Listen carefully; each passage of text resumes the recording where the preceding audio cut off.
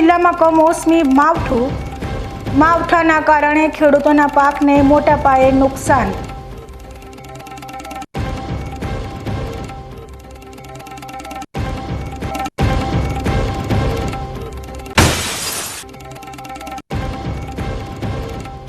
પાલનપુરમાં ગાજવીજ સાથે વરસાદ, મેપડામાં વીજળી પડતા યુવકનું મોત।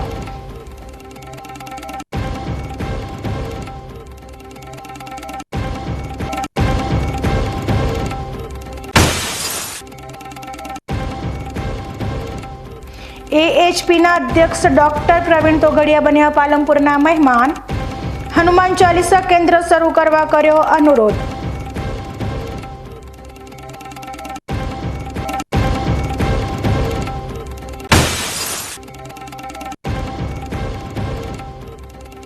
ડીસા હાઈવે પર આવેલ ફ્લાયઓવર બ્રિજ બહારના માટે સુવિધારૂપ અને ડીસા માટે દુવિધારૂપ।